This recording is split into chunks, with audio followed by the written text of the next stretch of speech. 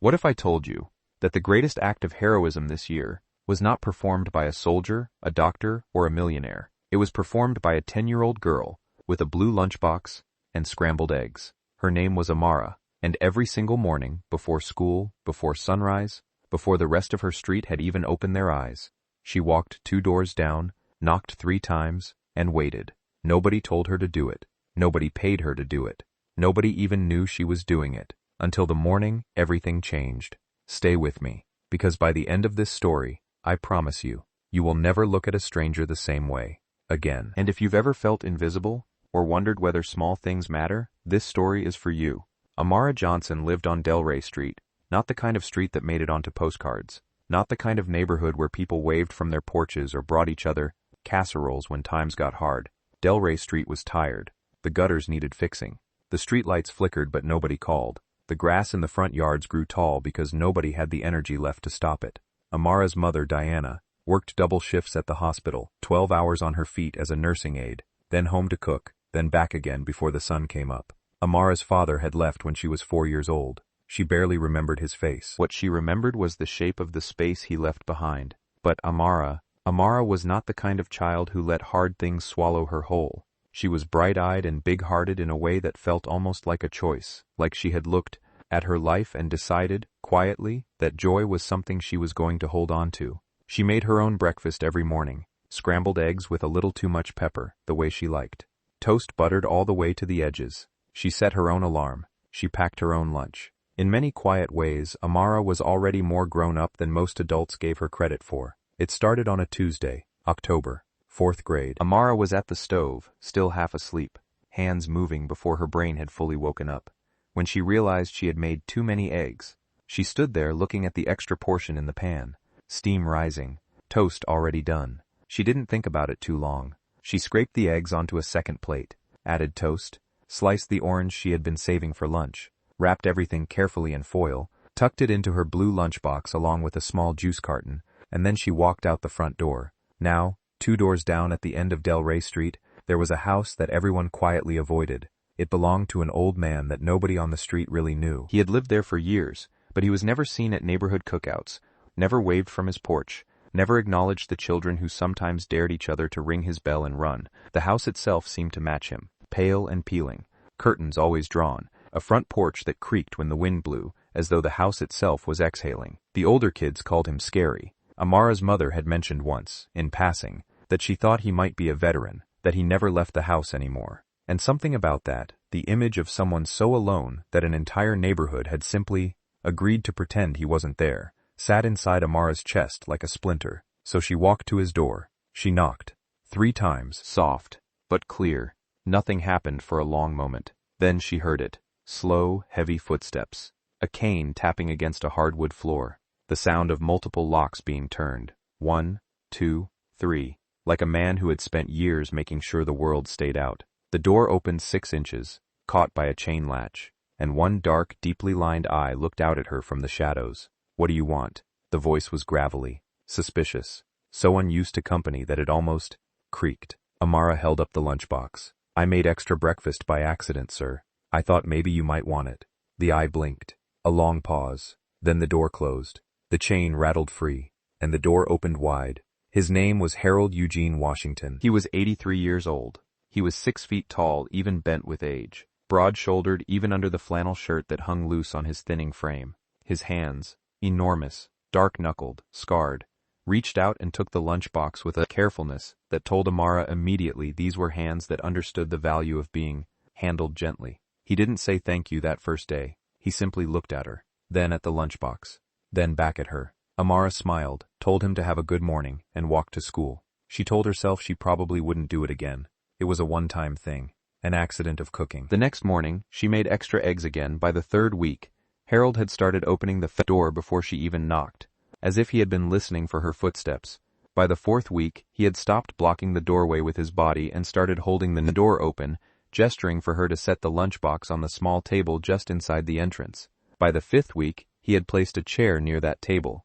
By the 6th week, Amara was sitting in that chair while Harold ate at his kitchen table 6 feet away, and they were talking. Harold did not talk easily. His sentences came out in short, deliberate bursts, like a man who had been alone so long that language felt foreign in his mouth. But Amara was patient in a way that 10-year-olds rarely are. She filled the silences with small things. What her teacher had said, what book she was reading, a joke she had heard at lunch that she wasn't entirely sure was actually funny. Harold would listen, and sometimes, he made a sound deep in his throat that Amara eventually understood was his version of laughing. He had been in the United States Army for 31 years. He had served in Vietnam as a young man, then rose through the ranks across decades of service that took him from Southeast Asia to the Persian Gulf. He had been a brigadier general by the time he retired. He showed her a photograph once, a much younger Harold in full dress uniform, chest covered in ribbons and medals, standing at attention beside a flag. Amara studied that photograph for a long time. Then she looked at the old man eating her scrambled eggs across the table,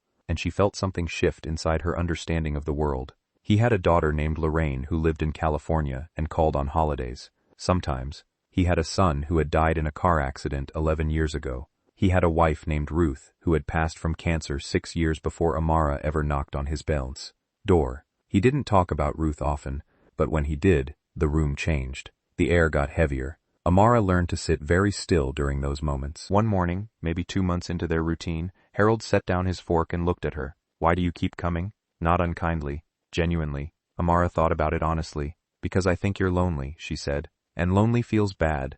I know, because I felt it too when my daddy left. Harold looked at her for a very long time. Then he nodded, once, and picked up his fork. Diana found out about the visits in December, not because Amara told her, but because a neighbor mentioned it in passing. Diana's first reaction was alarm, then confusion, then something complicated she couldn't immediately name. She walked to Harold's house herself that evening, knocked on the door. When it opened, she looked at this giant, weathered old man and tried to figure out how she felt about her 10-year-old daughter spending her mornings here. Harold looked Diana directly in the eye and said, slowly, your girl is the finest person I have met in 20 years. I mean that. Diana stood in the doorway for a long moment. Then she said, she better be home by 7:15 every morning, or I will be knocking down your door, General. Harold almost smiled. Yes, ma'am. Winter deepened. Amara started bringing 2 lunchboxes, one for Harold, one for herself, and they would eat breakfast together at his kitchen table while he told her stories. About the army, about Ruth, about what it means to serve something larger than yourself, and how that could be the most meaningful thing in the world and also the loneliest. In February, Harold got sick. Not dramatically. He didn't collapse or call for help. He simply opened the door one morning looking smaller than Amara had ever seen him. His color was wrong. His breathing was shallow. Amara didn't hesitate. She went home, woke Diana, and refused to go to school until her mother came to check on him. The diagnosis was pneumonia. Harold spent 9 days in the hospital.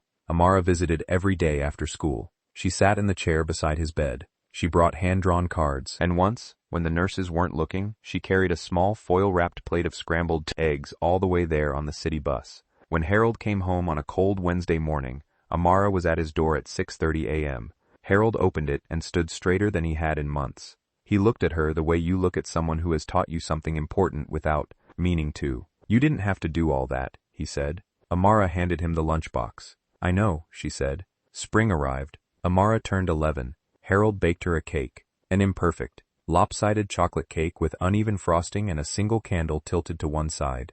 Amara told him, with complete and total sincerity, that it was the best thing she had ever eaten. Ms. Diana came for the small celebration, sitting at Harold's kitchen table for the first time, watching her daughter laugh with this 83-year-old man, and feeling something she would later describe as sacred. Summer came. Harold began to move more slowly. His appetite shrank. His hands trembled slightly at the table. Amara adapted without being asked. She started bringing softer foods, smaller portions. She read to him from her school books when he seemed tired but didn't want her to leave. He never once told her he was grateful. But every morning, he was at the door before she knocked. On a Thursday morning in early September, Amara arrived at Harold's door, and it did not open. She knocked. She waited. She knocked again. She pressed her ear to the door and heard nothing. Her stomach dropped in a way that felt like falling. She ran home and got Diana, who called 911. The paramedics arrived within 7 minutes. Harold had suffered a stroke in the night. He was alive, but just. Amara stood on the sidewalk in her yellow hoodie, clutching her lunchbox, watching until the ambulance turned the corner and disappeared. Harold Washington died 11 days later, peacefully, in the early morning hours, before anyone arrived for visiting hours. He was 83 years old, and he died the way he had lived for the last several years, quietly. without announcement. Amara heard the news from Diana. She sat very still at the kitchen table for a long time. She didn't cry immediately. She just sat, hands flat on the table, looking at the lunchbox still sitting on the counter from that morning's unanswered visit. Then she cried for a very long time. 3 weeks after Harold's funeral, a funeral attended by just 6 people, including Amara and Diana, there was a knock at their door on a Saturday morning. Amara answered it. 2 U.S. Army officers in full dress uniform stood on the porch, ribbons across their chests, caps perfectly straight, faces formal and still. Amara stared up at them. Her hands went cold. Her mind raced through every possible reason why soldiers would come to her door, and every single one of them felt frightening. Is this the residence of Amara Johnson? Diana appeared behind her immediately, wiping her hands on a dish towel, her expression shifting from casual to fully alert in less than a second. Yes, this is our home. What is this about? The senior officer reached inside his jacket, produced a formal envelope, large, heavy, bearing a gold military seal that caught the morning light. He extended it toward Diana. Ma'am, Brigadier General Harold Eugene Washington, U.S. Army, retired, named your daughter Amara Johnson as the primary beneficiary of his estate, in an amendment to his will dated this past February. We've been asked to deliver this personally, as per the General's specific instructions. Diana's hand rose slowly to cover her mouth. Amara gripped the back of Diana's shirt with both fists, face pressed against her mother's arm, tears filling her eyes that she didn't yet understand. The estate of Harold Eugene Washington included his home on Delray Street, fully paid, valued at $240,000, a savings account, military pension proceeds, and a letter. A handwritten letter, 3 pages, in shaking but deliberate cursive, addressed specifically to Amara. That evening, Diana sat at the kitchen table and read it aloud. Her voice broke 3 times before she finished. In the letter, Harold wrote about the morning a small girl knocked on his door with scrambled eggs and orange juice, and changed the direction of his last years entirely. He wrote about Ruth, and how Amara had made his house feel inhabited again after 6 years of silence. He wrote about what it means to be a soldier, to do what must be done, quietly, without recognition, not because you will be thanked, but because it is simply right. You understood that, he wrote, better than most men I served with for 30 years. And at the very end, in letters larger and slower than the rest, as if the effort had cost him something, he wrote, the house is yours. Go do something great in it. I'll be watching. Amara held that letter for a long time. She read it 3 more times by herself, in the quiet of her room, after Diana had gone to bed. Outside, Delray Street was exactly as it always was. Tired, overlooked, flickering, but something had shifted in the air, the way air shifts after lightning. She thought about Tuesday mornings in October, about extra eggs in a pan, about a door opening 6 inches on a chain. She thought about all the times she had almost not gone, about what the world might have looked like if she hadn't. She picked up her lunchbox from the bedside table where she had placed it like a keepsake. She set her alarm for 6:15 a.m. Some habits, she decided, were worth keeping. You know what the most beautiful part of this story is? Amara never did any of it to get something back. She didn't knock on that door because she expected a reward. She knocked because a splinter of empathy in her 10-year-old heart told her, someone in there is lonely, and that was enough. The world is full of Harold Washingtons. People sitting behind closed doors, waiting for a knock they've stopped believing will come. Maybe there's someone like that in your life right now. An elderly neighbor, a quiet coworker, someone whose door you have walked past 100 times. You don't have to change their whole life. You just have to knock. If this story moved you today, share it with someone who needs it. Subscribe to this channel so you never miss a story that matters. And leave a comment below. Tell me about a time someone showed up for you when you least expected. Towing, I read every single one. Until next time, be somebody's knock.